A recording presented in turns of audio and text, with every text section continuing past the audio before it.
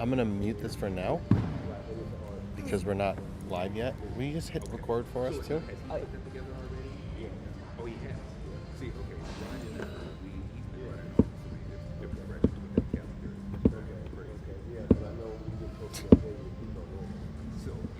it's interesting music.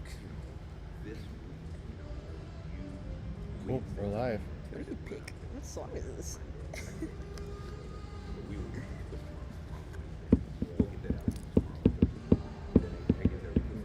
We're live. So far, so good. So I was like, I was just telling him, I was like, so like, he asked about it. He's like, yeah. He's like, he just like included the guy he's talking to now is the guy that we wanted us to do the video for. So he's like, because he's his, according to me, he's his boy. And I'm like, okay. He's like, so I'm just trying to do him a favor. I'm like, that's fine. So we asked for a quote. And I sent him a quote. He's like, let me know if I need to send this to anyone else. Like, it makes sense if it goes to Curtis. And then he puts in to get it funded. Well, what he was trying to do, what Lee was trying to do, is tell Curtis, all right, so it's going to be about this. Call communications, have communications. I would ask Shape to do it for communications. And Phil was like, no, if we need to do it, Ben will do it, or I will decide to. Yeah. So it got super awkward and hilarious. Man, I want to go rollerblading tonight. I'm sorry. I just bought some. Did you see? No, you weren't in the office. You left. Shouldn't have left. You missed my rollerblades. I had to go get all this. Hello. I don't know if they're having that or not. Yeah. This is an executive. What's that? Are they allowing speakers for this one? No, this is just a work session. Next public won't be able Look at this. Nice. This was me yesterday. I was flying. I was at Lakewood Park flying. Bought for $20. Keep it. Really? Yeah. That's such a good deal. Exactly. They fit like a glove. How large you go? Probably the bathroom.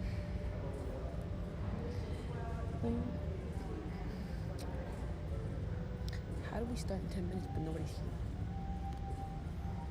The board is probably already together. They will just walk out all together right at 6:30. Oh. Professional. Wait, like who's this for? So put the headphones on. What do you hear? Oh, you probably hear the music effect like this. Do you hear the jazz music? Yeah, hear the jazz. Okay. So this button is just headphones. Oh. So it's not going live. So if you want to hear what's going on, you can do that. We just need to make sure once this music stops, we obviously won't play both at the same time. So we're going to cut that. Oh, wait, it shouldn't be coming out anyway. Let me turn this on. Do you hear it? You hear the jazz? Okay. It's So- very distracting. All right, so then you will have to do a little bit of on-off then. Oh yeah. Look at. He picks the most crazy songs for these things. It's the only thing I can hear. So weird.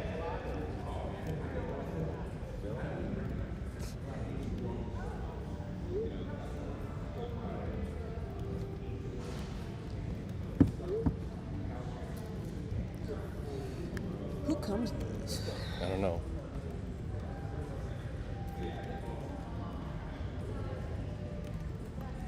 I was gonna assume board members, but they have to. So.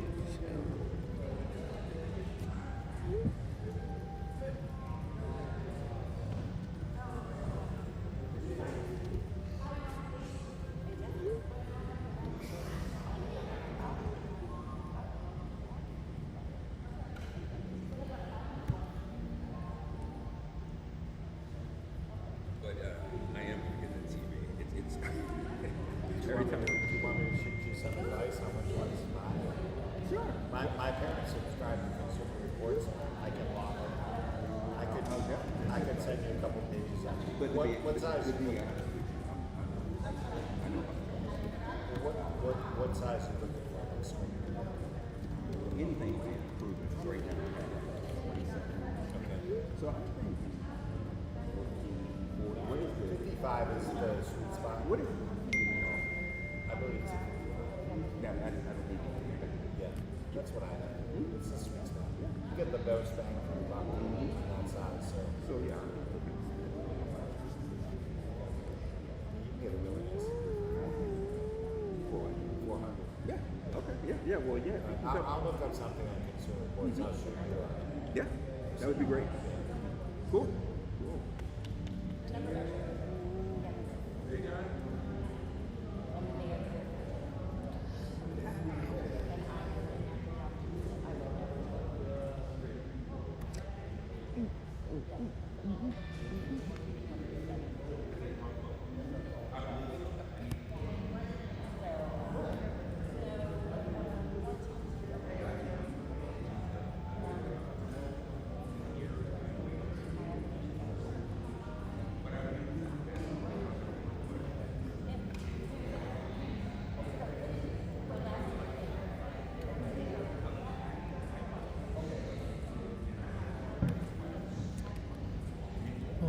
Boring. Yeah.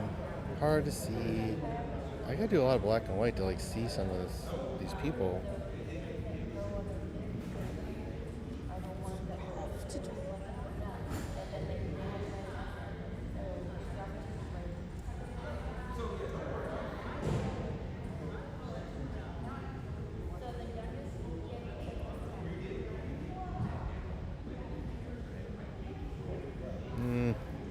We'll see.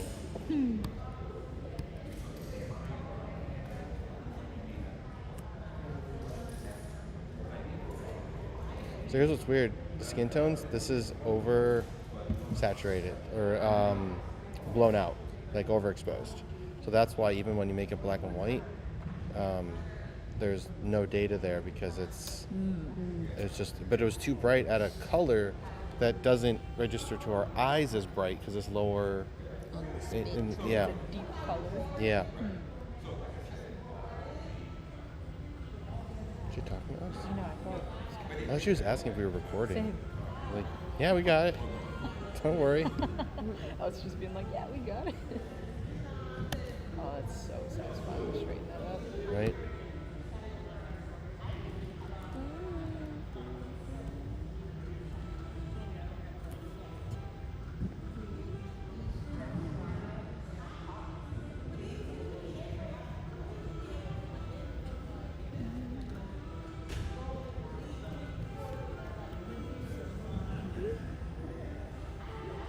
He starts in 2? Yeah, we're live though. Great.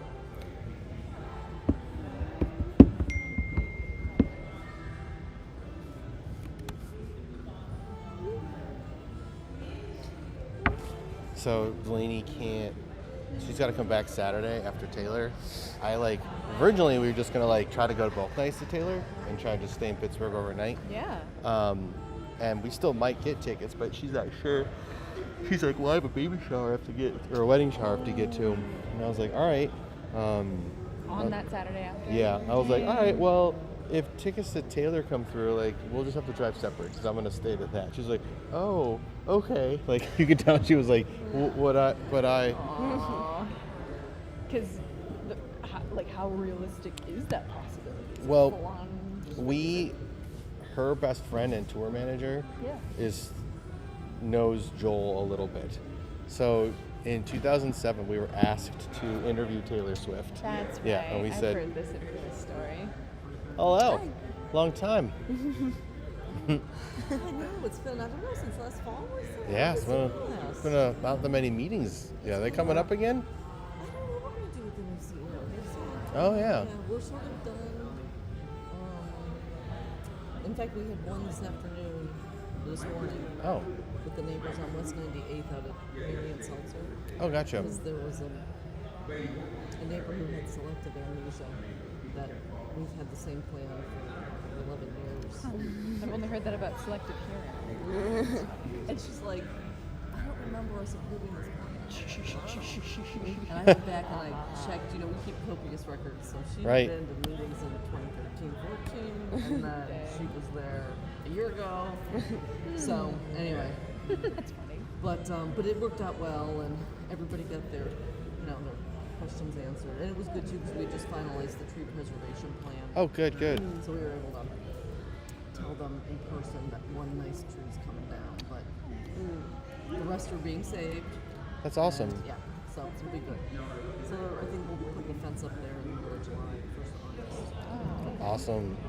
And then 2 years of construction, then we'll be done. Wow. So, 2 years With of construction. with that building. yeah. The kids will stay in the current school. Then we'll construct a new school north of it. And then the summer, literally the last day of school, we'll put in the parking lot. Wow. Is John wearing wooden shoes? And then tear down the I other. love that. That's Don't talk bad about this guy. Wow. He's my favorite Is guy. that your hair color? Oh, God. You've been blessed.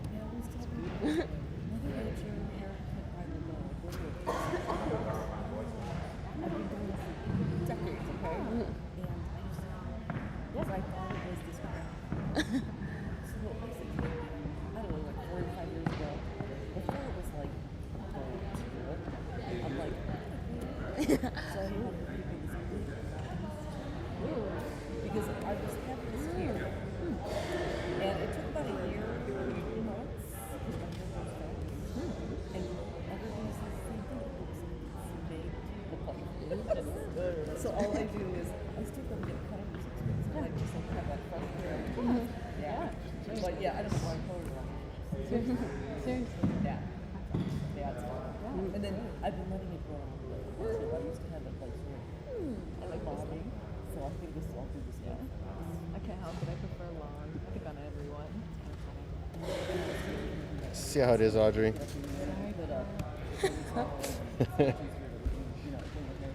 So true. Yeah. Once it's short here, it's almost like this or nothing. I'm like, I don't know, but yeah. Yeah, I'd turn this audio on.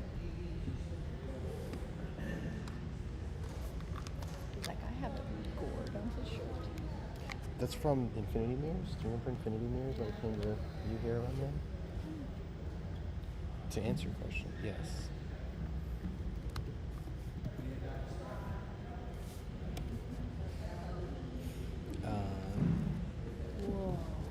Well, it's an exhibit, so this is that exhibit. So this woman made all those. Alright, will you help her on camera so she can? Do you want me posted at either camera? Why don't we do it for just the beginning over here? On this one? Yeah.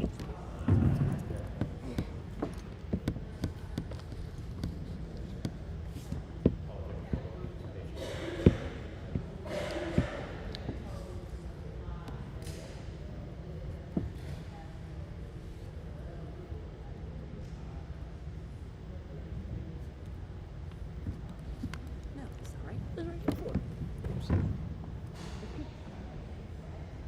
What's happening? Is your Cool. oh my god. I have to go potty, but we're starting. You what? I kind of have to go potty, but we're starting. Well, why don't you get it started so you feel comfortable, and then you can go. I'll take over, and then. So also, with the bathroom, there's no toilet paper except one random spool on the janitor's cart.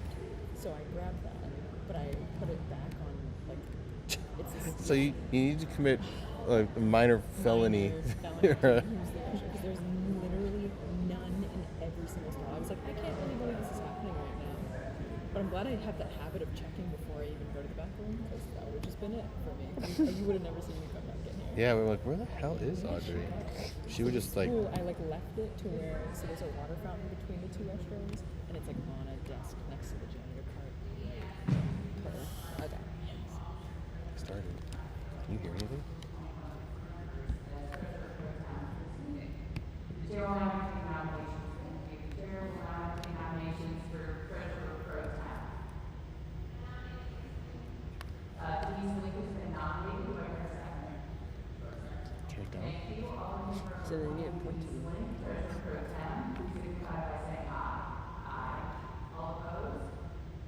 The ayes have it. Mrs. Link, thank you for agreeing to serve. Can you please call the roll? Yes. Here.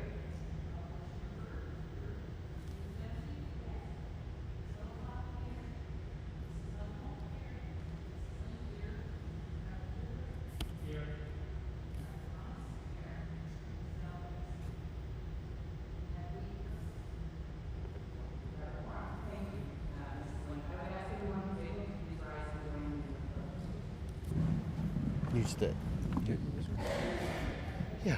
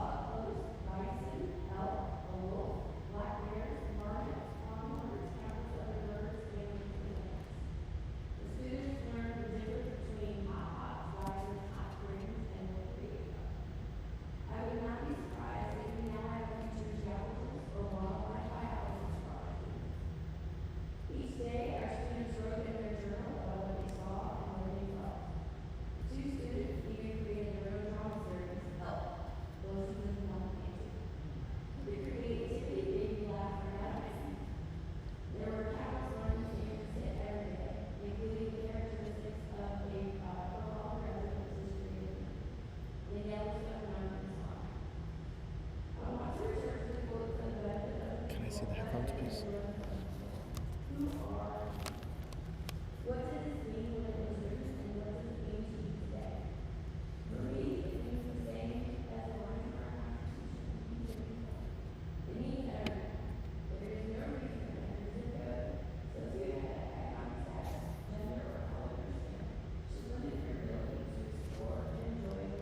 Sounds fine.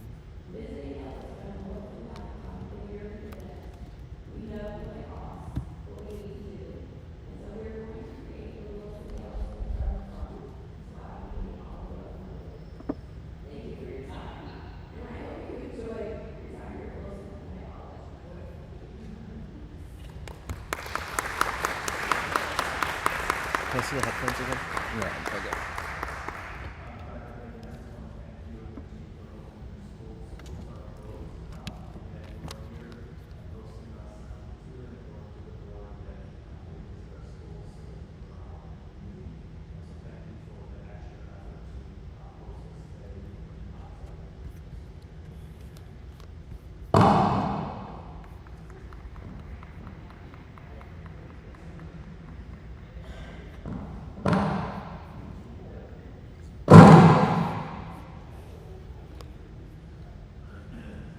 So next we will have this weekly report from our Chief Executive Officer.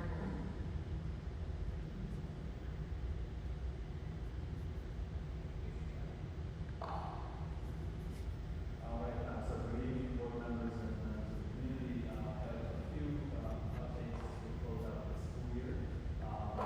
First, to share that our transition about the has continued to go well over the last several weeks. Dr. Moore was actually in town for the end of the week before last, and all of last week. We spent a great deal of time together transitioning and also we've also I also had the opportunity to introduce Dr. Moore to our first string superintendents and to the Highway Coalition of Superintendents from our neighborhood district.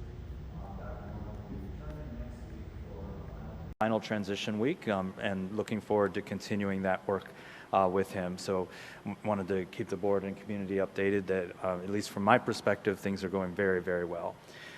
It is also, as I mentioned earlier, the end of our school year. That means it is graduation season. We had our first wave of graduations for our regular end schools that finished up last Saturday. And starting tomorrow and running through this Saturday, we have the final 10, which are extended year and year-round schools. I want to thank all of the board members who have been able to attend, and I want a special thank you to Dr. Thomas, who has attended, I don't even know how many with me now, 9 ceremonies with me. So we have a board member at every single one of our ceremonies, which is really important, and I'm just grateful to everybody, for all of you, for making that time. So I have 9 more this week. There are 10 this week. I think Dr. Thomas will be with me on 5, and then several others with me at the rest. And then we are done with the spring class of 2023, but keep in mind that the summer graduation in August is actually the final graduation for the class of 2023, and that concludes after summer learning experience. Speaking of summer learning experience, as of this morning, we had 5,377 students enrolled, so enrollment is continuing to increase. You will see in your materials, in your media folder, that we are making an aggressive effort to remind kids and families that they signed up. So we have this postcard going home to all of the kids and families that actually already enrolled. We also have texts and email and robocall blasts reminding people. Our CTU colleagues are doing a text blast to reach out to families, and our SAYA support specialists, family support specialists, will be calling all of the students and families leading up to and through the first day, so that we have strong attendance as well as strong enrollment. So we are continuing to enroll. We will continue to accept enrollment all the way until the close of the first day.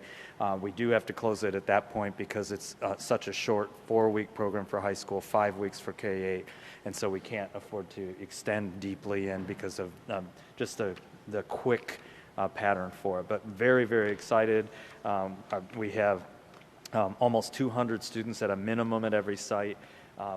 We have students at all grade bands and grade levels, and so I'm just very, very pleased with our summer learning experience. Just as a reminder, it's the same three core components: finishing that unfinished learning in reading and math for K-8 students, and finishing credit recovery for high school students. Then the enriched portion, which is the project and problem-based learning that end with the demonstrations of learning on the final 2 days. And then for the K-8 students, the engaged portion, which is out-of-school time activities. And for the high school students, there are a number of engaged camps like athletic camps, band camps, things of that nature. So really excited about the next summer learning experience. Dr. Morgan will actually be visiting 2 summer learning experiences to start his day on the 20th. He will start at Paul Dunbar School, and then we'll go over to Buer Dual Language School as his first 2 site visits at Summer Learning Experience before launching into a full day of meetings that he has scheduled to continue to get to know the community. So really excited and pleased by that work. We are also very, very deep in the state budget, which is obviously matters to us a great deal. It is our understanding as of late this afternoon that the Senate is likely to introduce their omnibus amendment bill tomorrow in the Senate Finance Committee at about 2:15. And then we'll fairly quickly vote that out of the Senate and back to the House, where it is expected the House will not concur with the Senate's version, and therefore it will move to conference committee, and conference committee could begin as soon as Monday. So we're going to be moving very quickly. By state law, the budget needs to be approved and signed by the governor by midnight of June 30th. Otherwise, they would have to do a temporary budget or have a state shutdown, and so very typically we do get a budget by June 30th. Really important for us in the budget is we really need in the conference committee to restore 2 years of funding for our SAES Family Support Specialists, which is intended to be a bridge while we continue to work on a long-term Medicaid solution that we're actively working on with the state of Ohio. Also to restore the supplemental targeted assistance, which is aid that is provided to large urban districts and some rural districts that holds us harmless, especially while the state has never added the poverty aid factor into the fair funding formula. Also to restore the House-passed provisions of updates to the third grade reading guarantee, which would eliminate the retention requirement, but would add 2 additional years of reading improvement plans in 4th and 5th grade as necessary. This one is really important because we know the research on retention that results in high dropout rates later, and so holding students back, is essentially punishing the student and family for where the school and the community is on their readiness, as opposed to saying to educators, like the House version, move the student forward, but keep intervention plans in place for those students in year 4th grade and 5th grade. And then we're asking that they remove some new transportation requirements that were added into the Senate version of the bill that would create additional compliance and costly and cumbersome mandates. We're not asking them to fix them, we're just asking them to remove them and live with existing law, and that transportation probably should be considered under a separate bill at a later date for a comprehensive reform. So we will continue to work with the identified members of the conference committee once they have been identified and pay close attention to the state budget. And you'll hear later this afternoon that, as we've always done, because we will not know the state budget before this board has to vote on our budget, we will be introducing a temporary budget, which then Mr. Stockdale and Dr. Morgan will be able to bring back to you in September with better information to finalize. Let's see, a couple of other things. Just a reminder that Monday, June 19th is the Juneteenth holiday, and all facilities will be closed. June 20th is the last day of school for Cleveland School of Science and Medicine, Cleveland School of Architecture and Design, the Downtown Education Center, and our School of One. I mentioned the start of our summer learning experiences already. And then the last day for our year-round schools is June 22nd. Also want to remind the board and community that the East Tech culinary food truck will be back on Public Square Tuesdays and on Walnut Wednesdays at the Walnut Park on the corner of East 12th and Walnut. At Public Square on June 20th, June 27th, July 11th, and July 18th, again all Tuesdays, and on Walnut Wednesdays on the immediately following day, so July 21st, July 28th, June 21st, June 28th, July 12th, and July 19th. And the truck is there from 11 to 1:30 or until sold out, and I would stress that because they are always very popular. Also, want to make sure that I say a huge congratulations to our John F. Kennedy High School girls track team that advanced to the state track finals and won the 5th place in the 4x100 relay during the Division II state championship, and to our Glenville boys track team that not only advanced to state but were named state champions for the 2nd year in a row. So really proud of all of our young people there. And then finally, just to point out a few things in your media package, you'll see the billboard design for the back-to-school fall enrollment, which will be going up as soon as summer learning experience closes. You'll also see we are hosting our annual professional development training for our custodians at the Cleveland Zoo on 2 dates, because we're splitting the regions so that we have a smaller and more specialized. And we're really making this a special event to say thank you to our custodians who have served as our first responders all the way through COVID, led all of that work. And so now that the emergency portion is closed, the health portion obviously is not, but the emergency portion is closed, we want to take them and really honor them. And so that will be happening at the zoo. You'll see the Senate League Baseball Championship. It was Rhodes versus John Marshall, and Rhodes took the championship home. And then you'll see the grand opening of our new first floor IT Connect Center. This is a donation from our tech team where we are moving the current IT help desk, which is on the 3rd floor of East Professional Center and therefore not very accessible to students and families, let alone educators. Now that we have a one-to-one device strategy, it will now be on the 1st floor in the atrium next door to the bistro, and will be much more like a Apple Brain Bar, where you'll also be able to look at the newest technologies we're using and that sort of thing. And so that ribbon cutting is Friday, June 23rd at 1:30 at East Professional Center, if your schedule allows you to attend and participate. And so with that, I will conclude my report and answer any questions the board may have.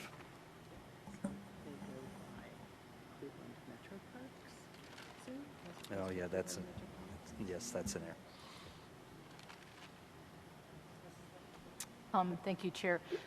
So, Mr. Gordon, I was pleased to receive as a resident a flyer that I don't think I saw in here with Dr. Morgan, like an announcement about him. So that was very nice. Put it on the table so my husband could also see. Yes, Dr. Thomas. Thank you. Mr. Gordon, who do we have in Columbus working on the state budget for us? We have Cosgrove John Henry, which is Tim Cosgrove, Nathaniel John Henry, and Claire Bennett. They used to be with Squire Patton Boggs. Squire has since gotten out of that business, and Tim and his colleagues went on their own and continue to be our advocates. And then they have a contract relationship with Squire for all of the legal supports in the background. Thank you, CEO Gordon. Appreciate sharing the flyer about choosing a school. I know that you have shared with me in the past that there's a district resource that families can call to get help with choosing a school. Can you share that, and can that be added to, if it's not already, to some of the other information? And I know the Transformation Alliance helps with their work as well. Yes, so the billboard will probably not have as much detail, but the flyers and other materials we'll send out will include that. The telephone number is 838-ENROLL, ENRL, and the school site is choosecmsd.org, and there's a phone number that if you call that number, you can get direct support in choosing your school, and we'll make sure that that is fully communicated. Yes.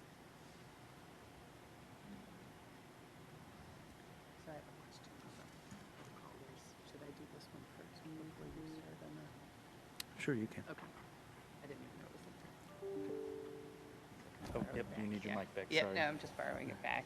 So this evening, we have a number, 31 resolutions in the areas of Board of Education, Finance, Operations, Academics, and Talent that will be presented to the board for discussion only. The board will be asked to consider the adoption of these resolutions at our June 27th board business meeting. First up, I'm going to cover 6.01, adopting the Cleveland Public Library tax budget for fiscal year 2024 and transmitting to the Cuyahoga County Budget Commission. Under state law, the CMSD Board of Education serves as the taxing authority and appointing authority for the Cleveland Public Library. In our role as taxing authority, the Board of Education is required to take certain actions on behalf of the Cleveland Public Library. One such action is the annual adoption of the library's tax budget. The 2023 tax budget documents the library's need to receive revenue from tax sources to cover the estimated expenditures for the budget year. I believe, this is you're Carrie, are you not? So Chief Financial Officer Carrie Kernicki is with us this evening. Would you like to comment or provide any explanation or anything about the... Okay. Does anybody have any questions about the budget? Doesn't appear so. Well, thank you for being here. If there are no questions, then I'll go back over to Mr. Gordon. Do you have anything that you wanted to say about the... Okay. In that case, can you, when you're ready, we'll move forward with the rest of the resolutions for this evening. Oh, yes, sorry. All right. Board members, as I shared in the note with the agenda, this is a fairly lengthy agenda, but with the standard annual resolutions. So I will try to make sure I pause for questions, but if I get rolling, feel free to slow me down and interrupt if I skip over anything. The first section of resolutions is Finance. Resolution 7.01 authorizes the final appropriation adjustments to the fiscal year 2023 annual appropriation measure. That is the budget. So with this resolution, the board will approve the necessary actions to close the year-end budget by actually balancing the budget with the actual revenue received, expenditures paid, and monies obligated in fiscal year 23, ensuring that we don't have any cash plus revenues received during the fiscal year, plus reimbursements that are greater than the budget. There is an increase in certain funds to match current expected spending levels and encumbrances. And just a reminder, encumbrance is money held to pay the bills compared to expenses or the actual payments. And then, as we always do, we have to advance money from the general fund into the federal program funds, and that is always done in the June budget so that those funds are funded until the state dollars drop. And this is a larger than typical advance because of funding the ESSER or ARPA funding as well. Finally, a reminder that this is the one measure that we actually post the final budget on the day of the board agenda so that we're as close to the close of fiscal year as possible. So we will continue to reconcile between now and June 27th so that we only have 3 days where the district is completely shut down, making no changes in our finances before July 1. And I'll pause for any questions. Okay. Resolution 7.02 is a resolution adopting the fiscal year 2024 annual appropriation measure. This is next year's budget for the year July 1 through June 30th. The board is required to approve an annual appropriation budget no later than October 1st of each year, and may approve a full or temporary appropriation before July 1st. Just like any other government, if you don't provide any budget, then nothing happens starting July 1. So while you may do it, we really need to do it. As I mentioned before, the state operating budget will not be concluded before you will need to take action. And so we are recommending a temporary appropriation of 50% of salaries, benefits, and tuition, and 100% of all non-personnel categories. This will allow schools and departments to operate fully at the beginning of the year from July 1 through September 30th, and will give the finance team the opportunity to present a full budget in September for the board's approval for the balance of the year after knowing the results of the state budget. The last time we did this was in 2019. We did not have to do this in 2021 because at the time we had the ARPA front end, but this has been a standard any year that the state is doing the biennial operating budget. And again, I'll pause for any questions. Resolution 7.03 is a resolution delegating authority to the Chief Executive Officer to enter into contracts and purchase orders for amounts up to and including $50,000 for fiscal year 2024. This is a resolution that has been at the same resolution since we increased it in 2014, so 10 years ago, and it delegates authority to the CEO to enter into contracts and purchase orders for any amount up to including $50,000. The rationale behind this is because of the size of our organization. There are so many things that are $50,000 or less that otherwise would have to wait for the full month to come to before the board. And so we've asked for, and the board has previously granted this authority, which is then reported in the monthly report and kept in a log that is always available to the board. We are not asking for an increase. We're asking for the same $50,000 authority for Dr. Morgan to operate in fiscal year 2024. Dr. Thomas?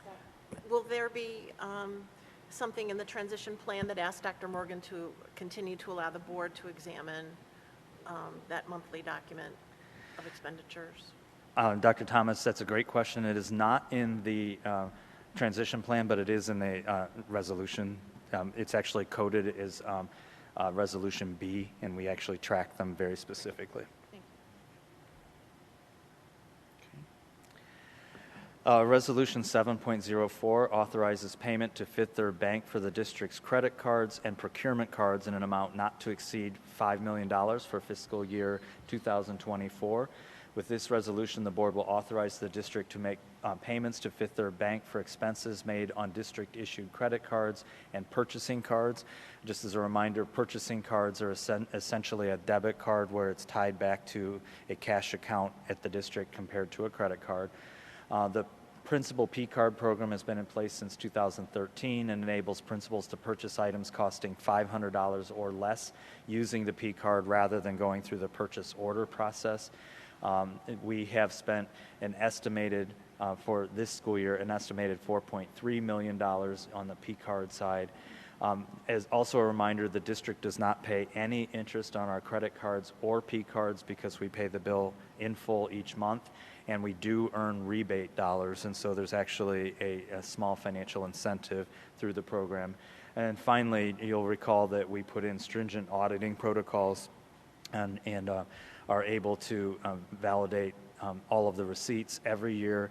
Before the P-Card is turned on, the principal has to reauthorize by going through a training class, and then any time that they fall outside of a 30-day window of reconciling, their card is automatically turned off. And I'll pause for any questions. Mrs. Lee? Thank you. Do we do something special with the rewards or just roll it back into the regular funds? It just rolls right into the general fund, yes.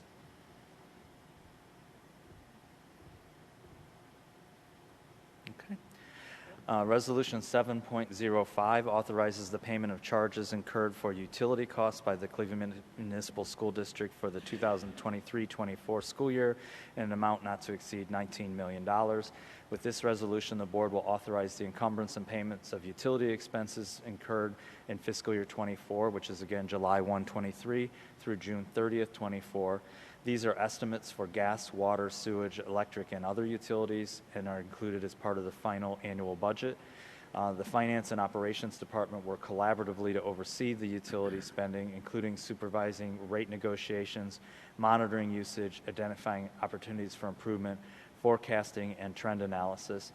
Dr. Thomas, you had asked about two things. One, about efforts for cost control, and I do not have a full answer for you yet just because the people I needed to talk to are not in today. I do know that we've worked to negotiate bulk buying and some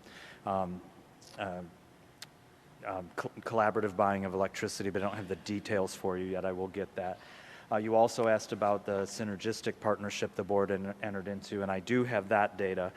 Since 2020, And after removing what we believe is savings from the COVID shutdown where we weren't spending energy, we have earned a 16% decrease in our utility spending, which has saved the district over the period of time a little over $6 million.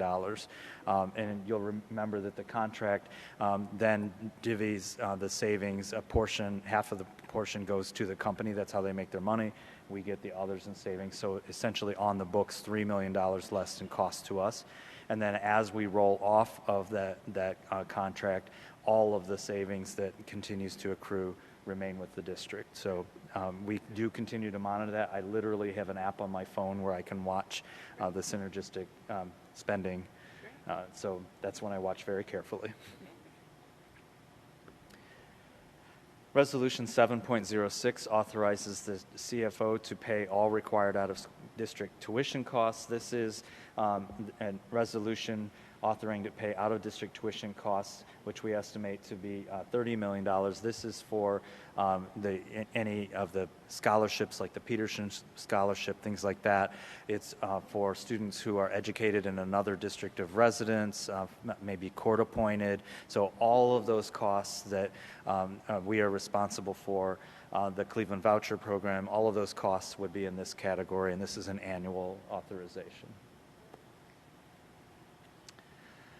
Resolution 7.07 is a resolution authorizing the distribution of the partnering community schools amount generated by the passage of Issue 68 among the Cleveland Municipal School District's qualifying partner community schools. This is our semi-annual resolution, so for the period of July 1, 2023 through December 31st, 2023, to distribute the 1.5 mils associated with Issue 68 attributable to partnering community schools. And you'll recall that this is distributed based on the number of CMSD district students who attend those partnering or sponsored community schools, and that the board at the very onset asked us to reaffirm this every 6 months rather than annually. So this is the 6-month reaffirmation. Resolution 7.08 authorizes the acceptance of a gift and grants from Computer Aid Incorporated, Cleveland Foundation, and Project Lead the Way Incorporated, and authorizes the CEO to spend the funds in accordance with the terms and conditions of the gifts and grants. From Computer Aid Incorporated, a gift in the amount of $10,000 to support initiatives pursued by the Information Technology Division that will impact CMSD scholars. From the Cleveland, and this is part of the IT department's Adopt a School efforts for our kids. From the Cleveland Foundation, a grant in the amount of $51,400 to provide Amira learning and tutoring software to approximately 2,500 K-3 students attending CMSD's summer learning experience. Amira is an artificial intelligence tutoring program that we have been prototyping in schools this spring. It is on a tablet. The student actually reads to a emoticon or a little figure who is listening to the student read. Her name is Amira, and Amira uses AI data collected at Carnegie Mellon University, millions of data points, and actually will stop the student and say, Eric, would you stop, let's sound that word out, and actually responds in real time back to the student. And we're seeing really exciting gains, particularly at grade 2, where the students just really love Amira. And so with a grant from the Cleveland Foundation, we're going to pilot it a second time in our K-3 finish portion, and then we'll have that data to look at how do we use this as a low-cost, high-dose tutoring intervention moving into next school year and beyond. And then from Project Lead the Way, a grant in the amount of $7,500 to support implementation of the Gateway Program computer science units in partnership with the Verizon Innovation Learning Lab. And so these are for middle school programs where we have our Verizon labs, and this is things like using the virtual reality STEM experiences with the goggles that the kids wear, the maker spaces that the kids work in, and things of that nature. Resolution 7.09 authorizes the acceptance of a grant from the Ohio Department of Job and Family Services and authorizes the CEO to spend the funds in accordance with the terms and conditions of the grant. This is a grant increase in the amount of $253,201.26 to support the education and integration of refugee students. The board will recall that the way Ohio and distributes federal funding is that at a certain point where districts have not been spending their money, it is recouped back and reallocated out to other school districts that are using it. So this is a reallocation of dollars not being used by other school districts that has increased our grant amount. Resolution 7.10 authorizes the CEO to procure casualty and liability insurance coverage and excess coverage for the period June 30, 2023 through June 30, 2024 in an amount not to exceed $1,437,609. So this whole next set are annual renewals of insurance. This is our liability insurance which protects the district from liability claims above our self-insured retention for a premium cost of $452,331, and that is down from last year's $578,000. This resolution also authorizes the renewal of excess liability coverage, excluding for sexual abuse and molestation, and this premium is $327,778. With Genesis, this is an increase over last year's $245,000 with Berkeley. The district received an aggressive package this year, which allowed us to purchase additional casualty and liability insurance to bring us to recommended industry standards. So we're really pleased with the policy we're putting before you. Lastly, this resolution authorizes the renewal of additional excess sexual abuse and molestation coverage from the Beasley Insurance Company for a premium cost of $412,500, and that brings the total to the $1,437,609. Resolution 7.11 authorizes the CEO to purchase cyber risk insurance coverage for the period June 30, 2023 through June 30, 2024 in an amount not to exceed $260,000. This is a premium cost that is less than last year's $325,000. We had several competitive options this year regarding cyber coverage, which resulted in the district selecting Tokyo Marine over the incumbent carrier. This coverage is actually more robust and comes at a $65,000 lower cost premium. Resolution 7.12 authorizes the CEO to procure terrorism liability insurance coverage and deadly weapons protection coverage for the period June 30, 2023 through June 30, 2024 in an amount not to exceed $104,649. This includes our terrorism insurance, which provides coverage for property and casual damages due to acts of terrorism for $29,500, which is slightly increased over last year's $27,000, and also adds deadly weapons protection insurance coverage from Lloyd's of London, doing business as Beasley, providing a $5 million aggregate limit. The premium cost for this is $75,149, an increase from $70,233 from last year. 7.13 authorizes the CEO to procure student athletic insurance coverage for the period June 30, 2023 through June 30, 2024 in an amount not to exceed $19,389. This is a renewal of our athletic insurance for students who participate in athletics and other activities with risk of injury who do not otherwise have their own private insurance. This is an amount of $19,389, which is a $6 increase from last school year.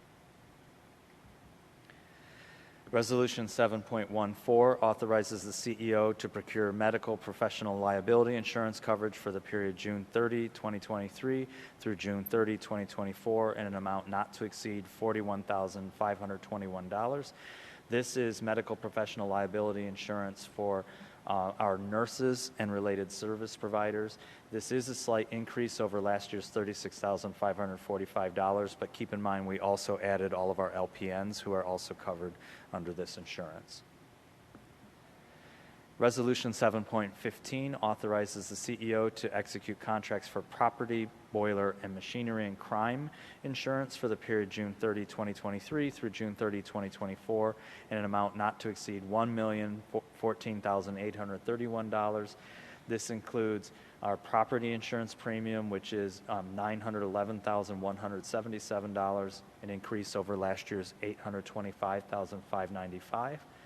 Boiler and machinery insurance, $78,328, an increase over $66,015 last year.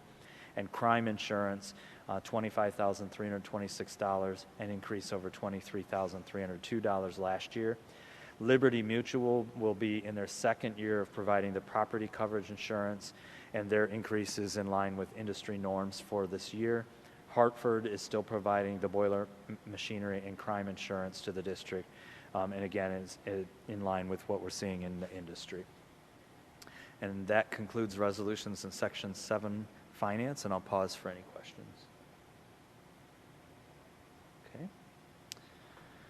Section 8 is our operations resolution.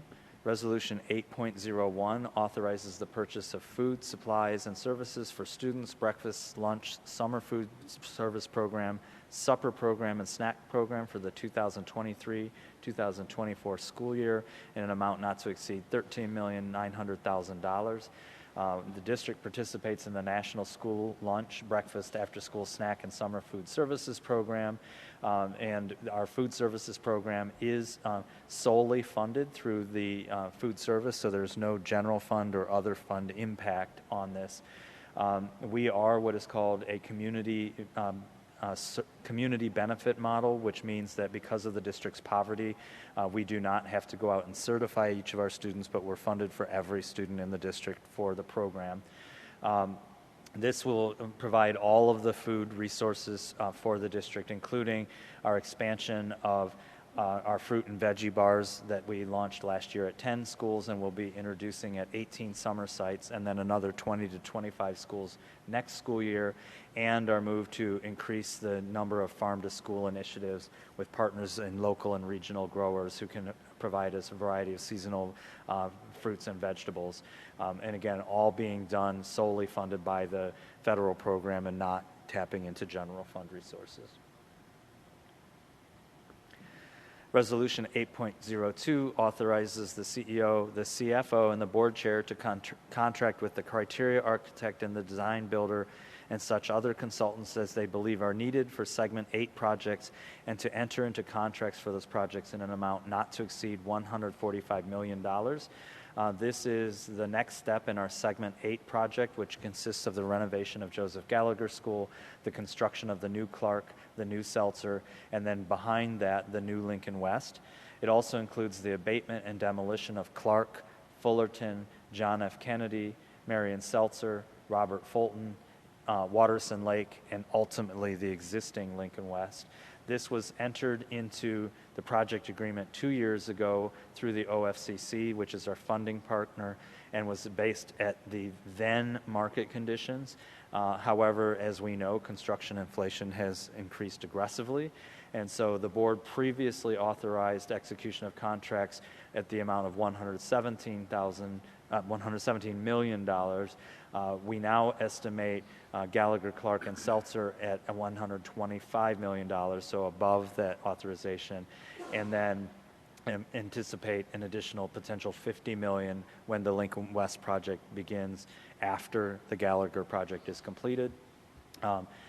And so we are requesting this increase in authorization to $145 million, and are continuing to work with the Ohio Facility Construction Commission on a market cost adjustment, which is actually also one of the elements in the state budget for capital resources, which we will need to continue advocating for, particularly for Lincoln West, because it is behind the other projects. This also gave us the opportunity to purchase the 2 homes and 3 lots around Clark for $110,000 to have a better site footprint there. It reduced our construction costs by about $1 million at that site because we're able to create an area with a larger flat footprint and above ground storm water retention. So again, this is an increase of something you've already previously passed because of the construction market conditions. Dr. Streeter? Mr. Gordon, pardon my ignorance, these resolutions were passed before I joined the board, so I'm asking you a couple of questions that might be obvious to the others. What is the funding source for these? When we increase spending authority, where are we increasing spending authority from? Yeah, so the spending authority you're increasing from is the result of the bond issue, issue 4, which is housed in 2 accounts. One is 034, which is the actual bond dollars. That's where these monies come from. There is also the 007 account, which takes 1 mil for maintenance over time, which is where we do maintenance of the new facilities. This is coming out of 034. Okay. It is matched against the OFCC's 68% contribution. Okay, thank you. Yeah. Thank you, Chair. Yeah. So, Mr. Gordon, I know these were all part of Segment 8, but the way that you sort of hesitated with Lincoln West coming behind it, does that mean we need to go back for another authorization? Or I guess the status of Lincoln West? So Lincoln West has always been about 1.5 to 2 years out because they will swing where Gallagher is now. So that was always in the plan you adopted.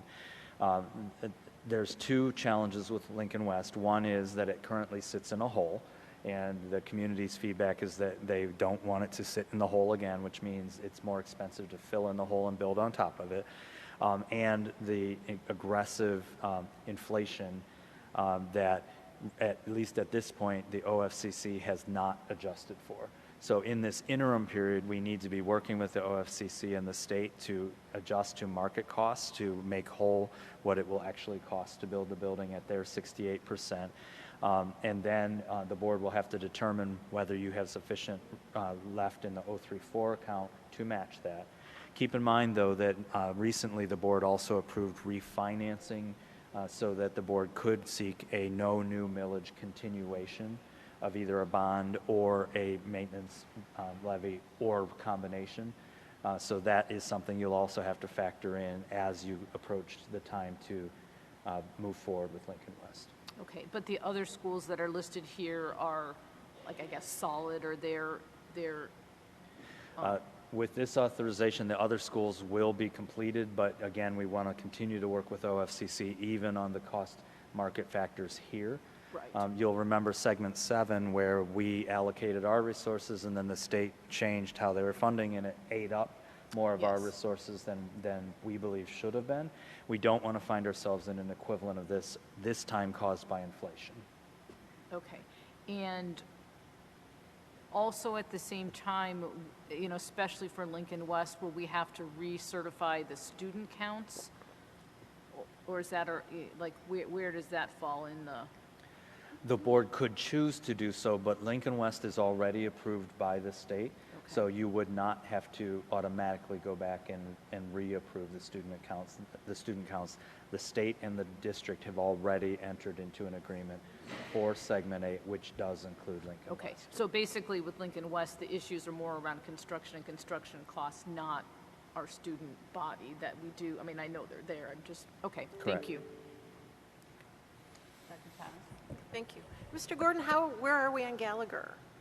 The Gallagher renovations are underway, and the students are obviously in their swing site. I can get you a more detailed update, but they're already in the building and working on the renovations. So will it open as renovated in the fall? Or? I'll have to I don't recall the timeline, Dr. Thomas, but I'll get you an answer. And then did we approve final design for Clark and Seltzer? I believe so, but I will circle back. I just honestly don't recall. Let me find out. Because I know that Clark was dependent on the purchase of those properties, and they were going to redesign after those properties had been acquired, and we passed that. And then I thought Seltzer had the bus turnaround problem. And Let me get you an update. Okay, I don't great. want to Thank speculate for you, Great. but I will get it for you before Good. our next meeting. Thank you very much. Okay. And the only thing I'm thinking, Mr. Gordon, on the Gallagher, because that's on my street, the swing space, and they just started this year, and I think it was a 2-year I renovation. believe it was too, So but yeah, so I'm pretty yeah. sure they're at least another year. That's what I just a recall too, local, but I just want to pull it for you and get yeah, you the just a factual local answer. observation. Yeah, the main Gallagher building is across the street from my house, and that building is not going to be occupied in the fall.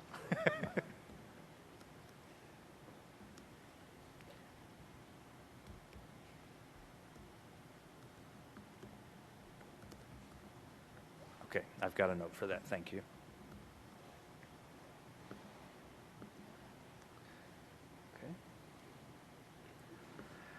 Okay, Resolution 8.03 is a resolution authorizing an amendment to a conservation easement and granting of a sewer easement at Washington Park. This resolution is asking approval for a temporary construction easement and a permanent easement for the Northeast Ohio Regional Sewer District at Washington Park. The district's Washington Park property is subject to a long-term lease with the Cleveland Metroparks, and the easements are on that leased property. The district retains control of its educational facilities on the property, and the easements would not impact the education of our students.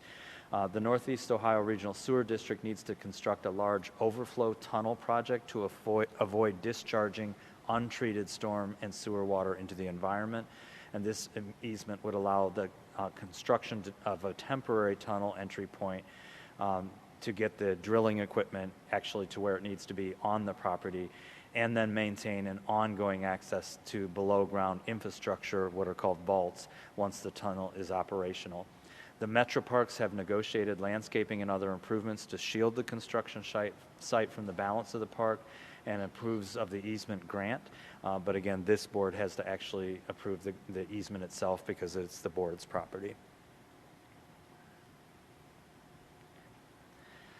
Resolution 8.04 is a resolution authorizing the CEO, the chair, the chief financial officer, and the board chair to enter into a property sale leaseback agreement with the Cleveland Center for Arts and Technology, known as Newbridge, relating to the former Case School. This resolution is another resolution to continue to repurpose our closed properties for the good of the community and the good of our scholars.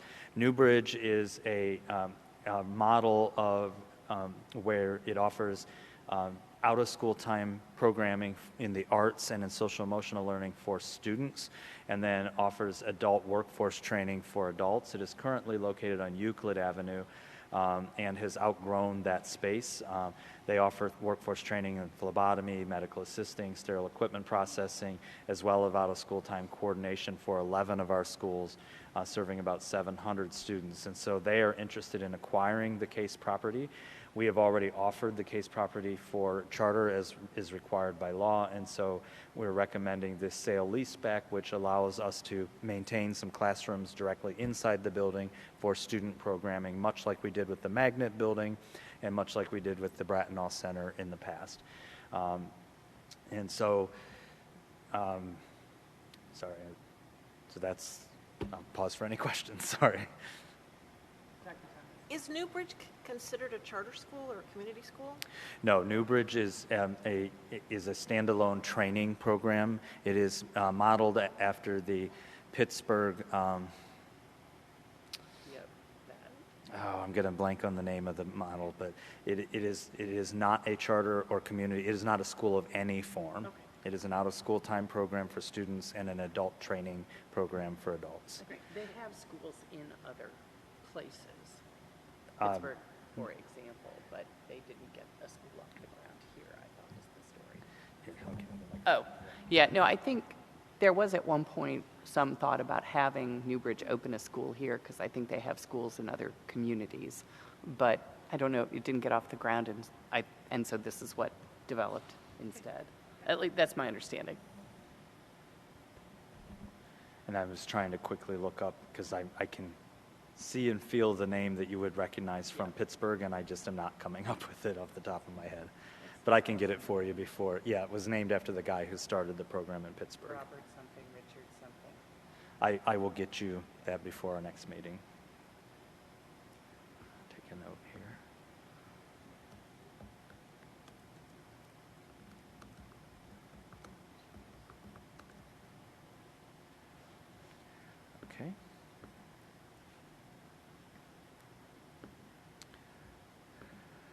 Okay, and that concludes the operations resolutions. I'll now move to section 9, the academic resolutions.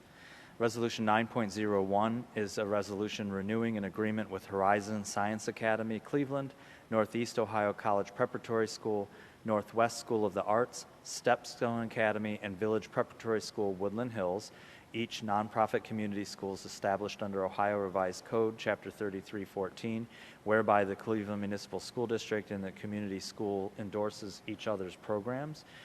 This is the annual review of our relationships with our partnering charter schools, not our sponsoring.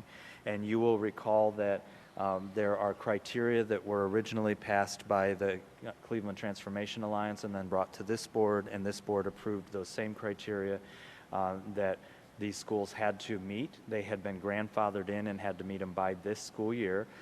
These schools have met those standards and therefore are recommended to move forward. There are also a couple of schools that did not meet those standards and were not included for renewal here.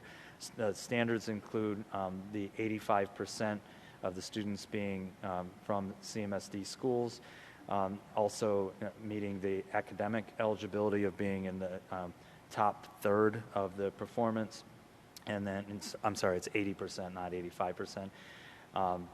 Those were the two major criteria, meeting the enrollment criteria and the performance criteria. Do you know which are the schools that did not meet the? Yes. The three schools that did not meet the criteria was Cleveland College Preparatory School, which was below the 67th percentile in academic performance, the Intergenerational School, which was below the 80% of student residency, and Menlo Park Academy, which was also below the 80% of student residency.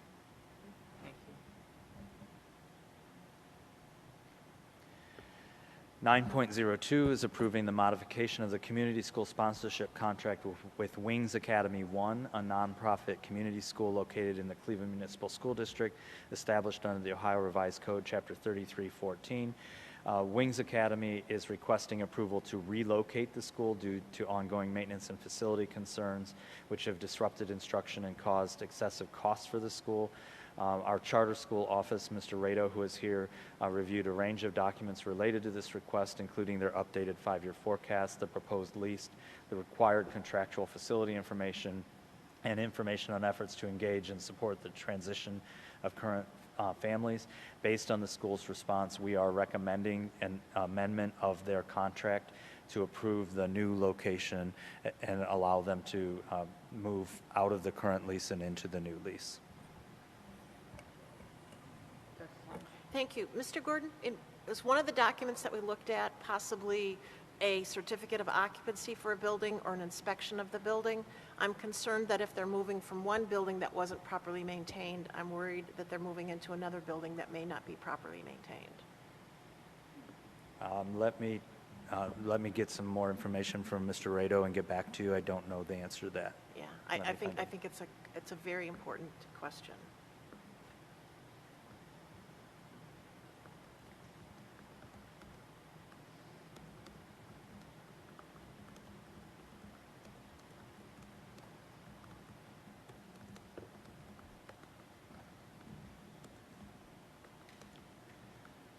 I've got that for you, Dr. Thomas. Thank you.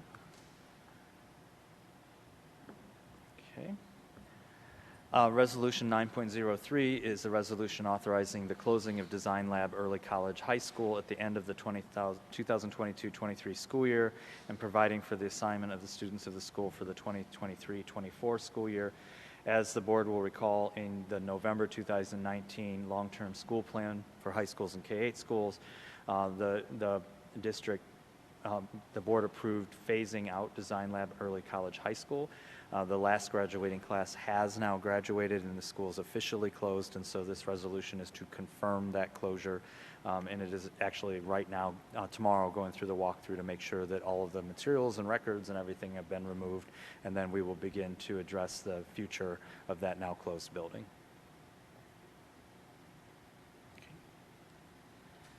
Just a comment. It was a very high-powered graduation. The students and the families were very happy that we left the school open for the last year for this class to graduate.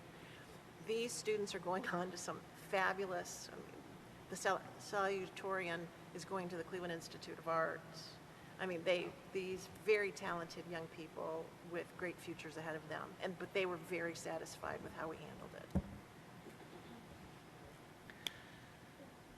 All right. Our final set of resolutions are the talent resolutions. There are our regular monthly resolutions plus a number of annual resolutions here.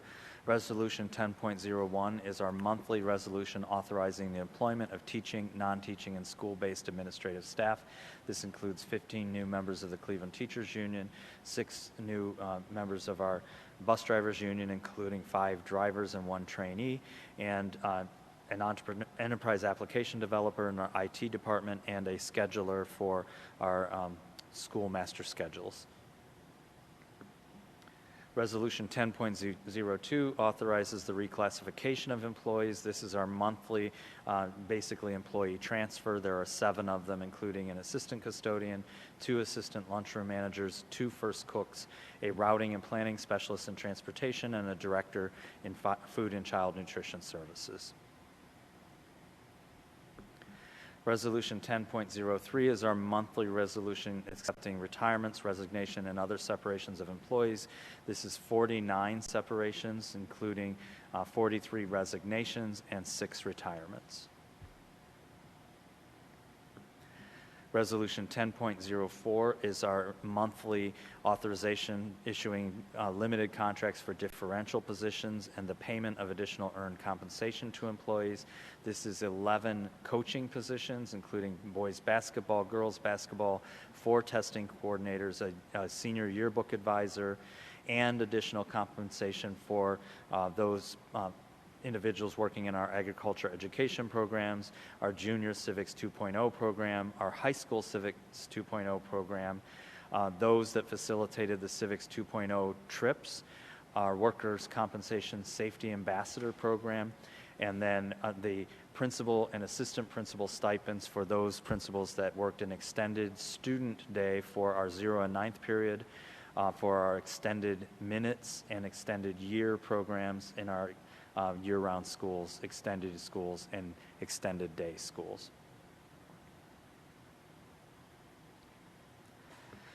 Resolution 10.05 is an annual resolution adopting a differentiated salary schedule for principals and assistant principals of the Cleveland Municipal School District as required by House Bill 525, the Cleveland Plan. This is a 2% increase provided to district employees in 2023 and 24, and there are no other changes to the schedule other than the 2% cost of living increase.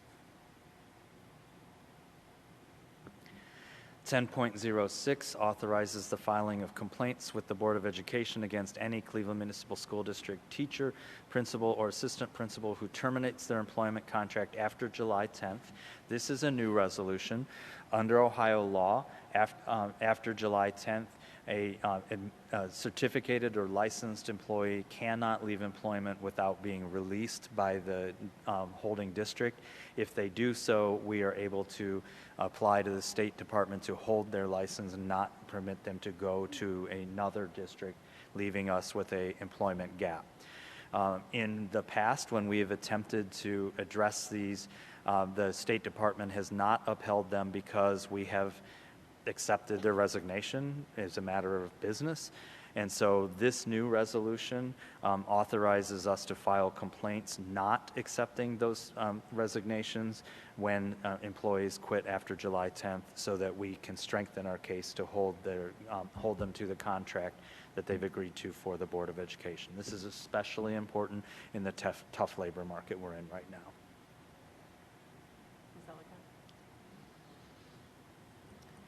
How many of these do we typically get? It's typically a fairly small number. July 10th is my birthday, so every year I'm on the phone talking to somebody saying, please don't leave. I would say no more than 1 to 5, 1 to 10, very max. But it's a small number in part because we have noticed every employee twice already. We also do submit the names, and so people know that they're not going to be released. And it does still permit a superintendent to call and say, hey, we'd really like to hire Ms. Ellicott in our district. and we are able to say, you know, we actually can fill her role, so we'll release her. So it still gives us flexibility. Those would not be counted in the ones we would petition.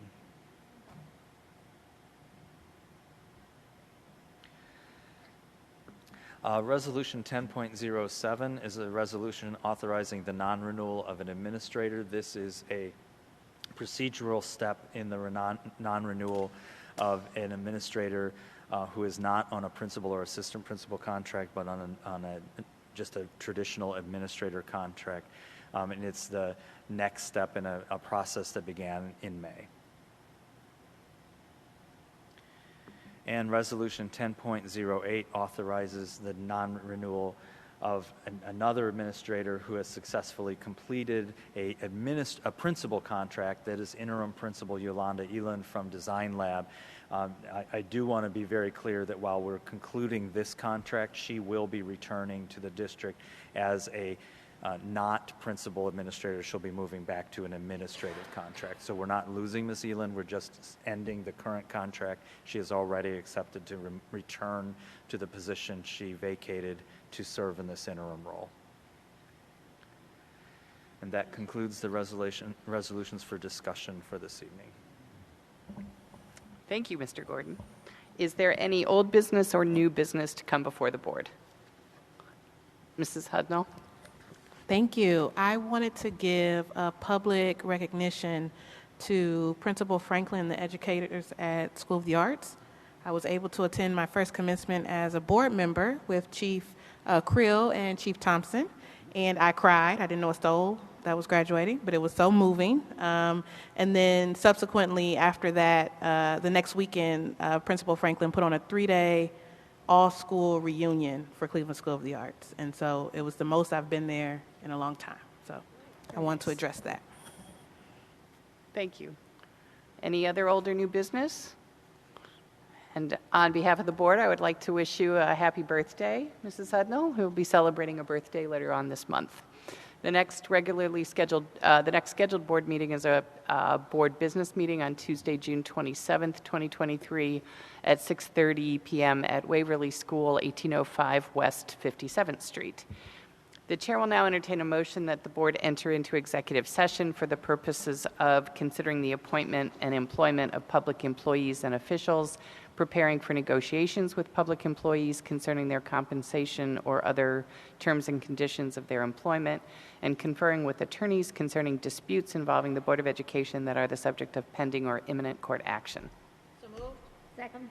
Thank you. Mrs. Link, would you be able to call the roll on this motion? Certainly. Ms. Bingham? Yes. Mr. Hurd? Yes. Ms. Dempsey? Yes. Ms. Ellicott? Yes. Mrs. Hudnall? Mrs. Link, yes. Dr. Schroeder? Yes. Dr. Thomas? Yes. Motion passes. 8-0.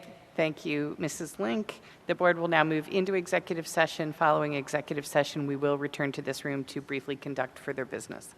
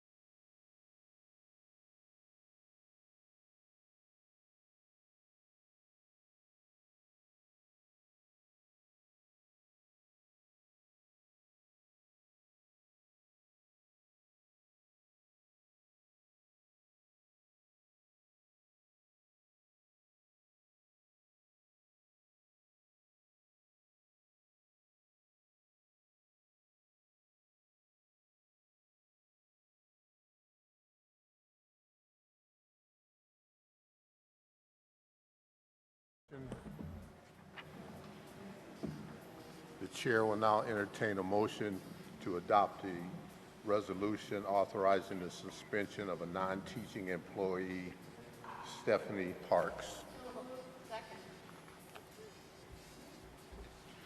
Mr. Gordon.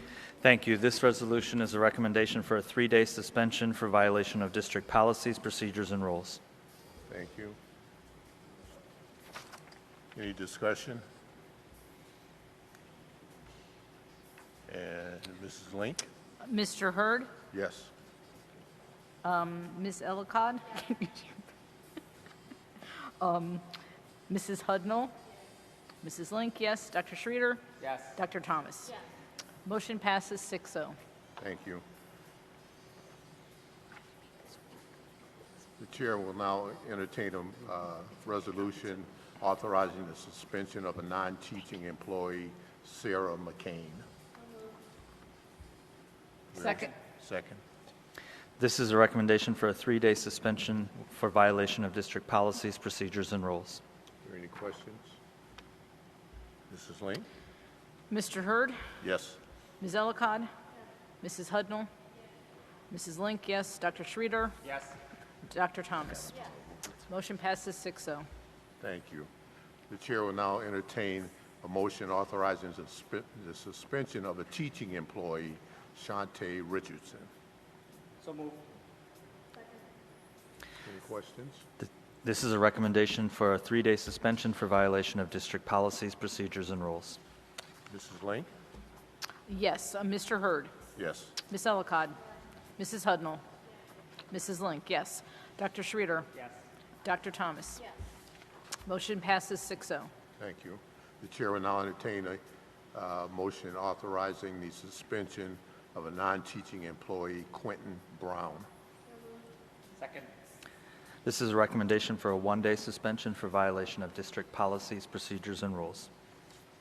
Mrs. Link?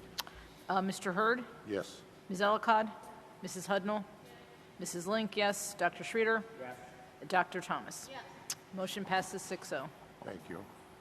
The chair will now entertain a motion authorizing the suspension of a non-teaching employee, Bernice Lowry. Second. This is a recommendation for a 1-day suspension for violation of district policies, procedures, and rules. Thank you. The chair will now entertain a motion. Oh, okay. Mr. Hurd, Yes. Ms. Ellicott, Yes. Mrs. Hudnall, Mrs. Link, yes. Dr. Schroeder? Yes. Dr. Thomas? Yes. Motion passes 6-0. Thank you. Boy, was I ahead of the game.